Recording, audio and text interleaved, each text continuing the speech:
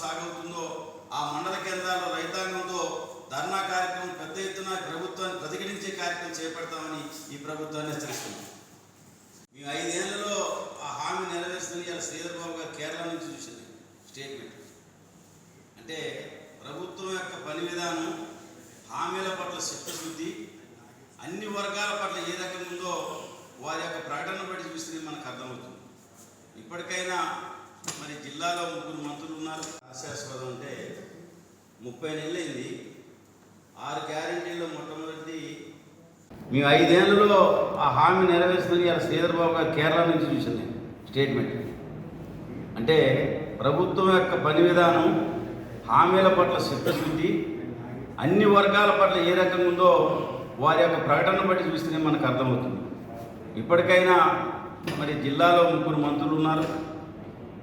బాధ్యతగా వ్యవహరించి వెంటనే సమీక్ష సమావేశం ఏర్పాటు చేసి మొక్కజొన్న ధాన్యం కొనుగోలు చేయాలి.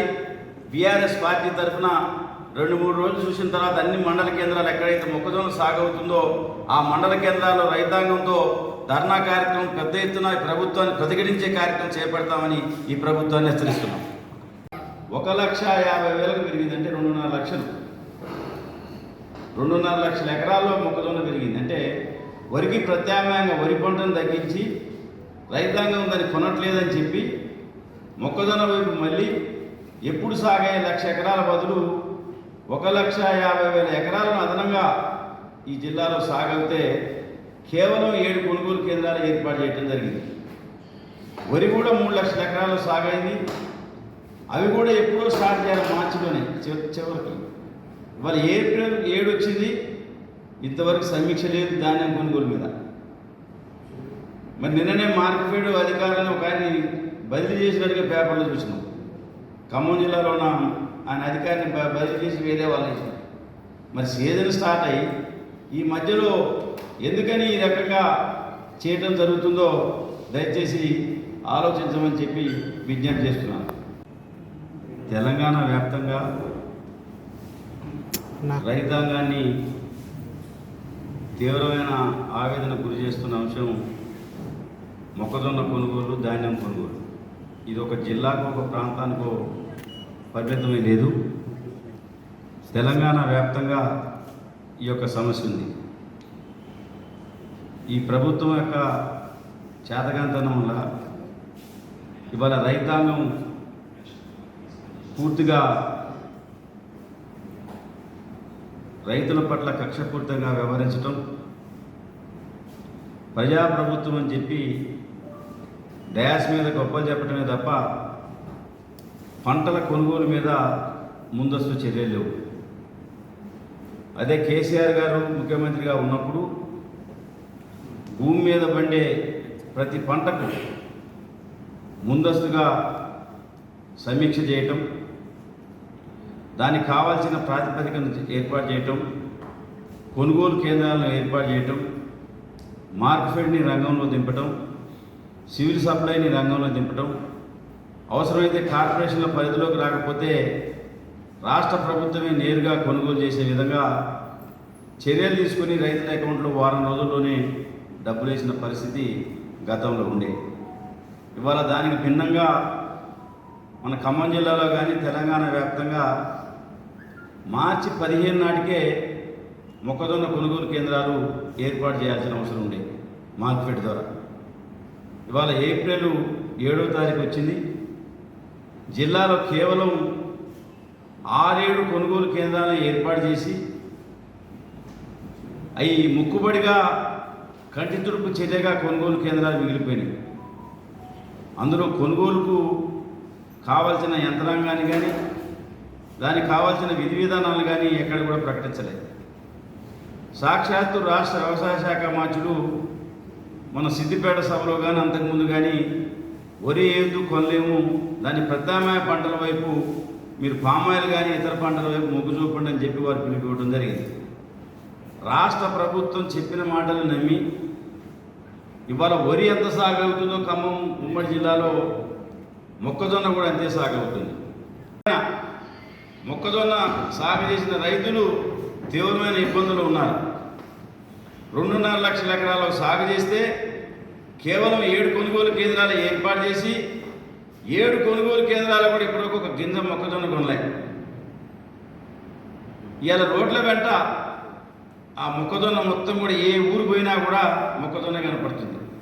మరి పైగా 26 క్వింటాల ఎకరానికి కొనుగోలు చేస్తాం అని చెప్పి ఒక కొత్త నిబంధన పెట్టారు. ఇవాళ 40 క్వింటాలకు పైగా ఒక్కొక్క ఎకరానికి దిగుబడి వస్తుంటే మేము 26 క్వింటాలే కొంటున్నాయంటే మిగతాది రైతులు ఎక్కడ దాచుకోవాలి? మరి ఎన్నడూ లేని ఈ నిబంధన మీరు ఎందుకు పెడుతున్నారు? తక్షణమే ఈ నిబంధనను సడలించి రైతాంగం దగ్గర ఉన్న మొత్తం మొక్కజొన్నలను కొనుగోలు చేయాలని చెప్పి రాష్ట్ర ప్రభుత్వాన్ని డిమాండ్ చేస్తున్నాం. మన జిల్లాకు సంబంధించిన వ్యవసాయ శాఖ మంత్రి గారు ఉన్నారు, వారు తక్షణమే స్పందించాలి. ఎందుకంటే వాళ్ళ వ్యవసాయమే సంక్షోభంలో ఉంది. ఈ ప్రభుత్వం వచ్చినాక రైతు భరోసా లేదు. ఇప్పటికి 2 సీజన్లు ఎగ్గొట్టారు. ఒక సీజన్లో మొన్న ఒక ఎకరం మాత్రమే వేశారు. సిద్దిపేట జిల్లాలో ఫామ్ ఆయిల్ ఫ్యాక్టరీ ఓపెనింగ్ రోజు ఎకరం వరకు రైతులకు వేశారు. మరి మిగతా చేస్తారన్న నమ్మకం అయితే లేదు. బోనస్ పోయిన యాసకి 500 రూపాయలు ఎగ్గొట్టారు. ఇప్పుడు బోనస్ దిక్కులేదు. ఇప్పటికే 40% పైగా ధాన్యాన్ని మరి మిల్లర్స్ బయట వ్యాపారస్తులకు అమ్ముకోవడం జరిగింది. మరి మీరు బోనస్ ఇస్తున్నట్టున్నారు, ఏ రకంగా లెక్క? బయట అమ్మిన రైతులకు మీరు ఏ రకంగా వర్తింపజేస్తారు?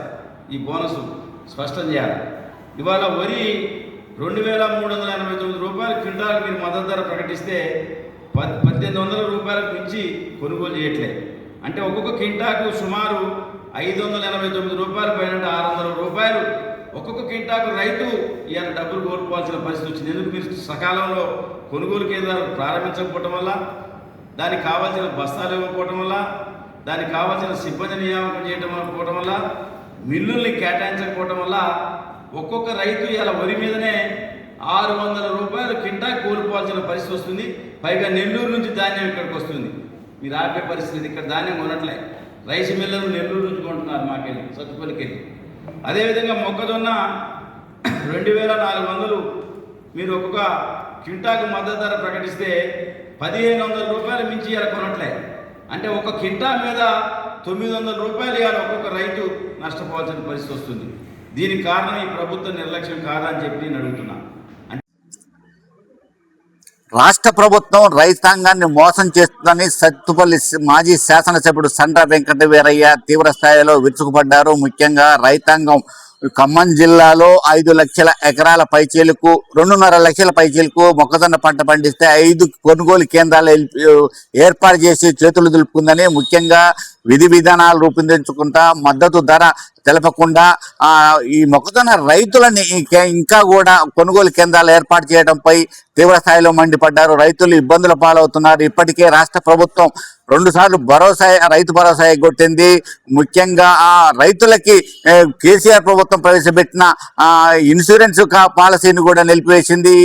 రైతులకి ఏదైతే హామీలు ఇచ్చారో నెరవేర్చకుండా గాలిలో దీపంలా మీ పని మీరు చేసుకోండి అని చెప్పనే విధంగా వ్యవహరిస్తున్నారని చెప్పని తీవ్ర స్థాయిలో మండిపడ్డారు.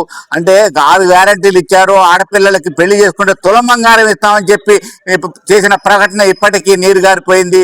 కానీ రాష్ట్ర మంత్రి శ్రీధర్ బాబు కేరళలో ఇస్తామని చెప్పంటున్నారు. ఎంతమందికి ఇచ్చారో, లక్షల పెళ్లిళ్ళు అయిన ఈ 3 సంవత్సరాల కాలంలో ఎంతమందికి తులం బంగారం ఇచ్చారు అని చెప్పని స్పష్టంగా రాష్ట్ర ప్రభుత్వాన్ని నిలదీశారు. ముఖ్యంగా రైతుల ఇబ్బందులను దృష్టిలో పెట్టుకొని మొక్కజొన్న కొనుగోలు కేంద్రాలను వెంటనే ఏర్పాటు చేయాలి, వరికే కొనుగోలు కేంద్రాలను ఏర్పాటు చేయాలి, మద్దతు ధర ఇవ్వాలి. రైతుల సమస్యలు పరిష్కరించే దిశగా రాష్ట్ర ప్రభుత్వం మంత్రులు మొత్తం కూడా దృష్టి సారించాలి. సాక్షాత్తు రాష్ట్ర వ్యవసాయ శాఖ మంత్రి ప్రాతినిధ్యం వచ్చిన ఖమ్మం జిల్లాలోనే రైతాంగం పట్ల నిర్లక్ష్యంగా వ్యవహరించడం ఏ విధంగా సరిపోతుందో రాష్ట్ర ప్రభుత్వ పెద్దలు పరిశీలించుకోవాలని చెప్పి అంటున్నారు. ఎందుకంటే వరి అలాగే మొక్కజొన్న పంటలు వేసేదానికంటే ఆయిల్ సాగు చేసుకోవాలని చెప్పని వ్యవసాయ శాఖ మంత్రి తుమ్మల నాగేశ్వరరావు చెప్తున్నారు. కానీ ఖమ్మం జిల్లాలో అనాదిగా వరి మొక్కజొన్న పంటలు విరివిగా పండిస్తున్న నేపథ్యంలో వాళ్ళకి మద్దతు ధర ఇస్తారా ఇవ్వరా, లేకపోతే విధి విధానాలు ప్రకటించకుండా 5 కేంద్రాలు మొక్కజొన్న కొనుగోలు కేంద్రాలు ఏర్పాటు చేసే చేతులు దులుపుకుంటామంటే సరికాదు అని చెప్పని ఇప్పటికే రాష్ట్ర ప్రభుత్వానికి అల్టిమేటం ఇచ్చారు. రేపు 9వ తారీఖు నుంచి రాష్ట్ర ప్రభుత్వం కనుక స్పందించకపోతే మండల కేంద్రాలలో నిరాహార దీక్షలు ధర్నాలకు పూనుకుంటామని చెప్పని రాష్ట్ర ప్రభుత్వాన్ని హెచ్చరిస్తున్నారు. కెమెరా పర్సన్ రవికుమార్తో ఆవుల శ్రీనివాస్, సిబిఆర్ న్యూస్ ఖమ్మం.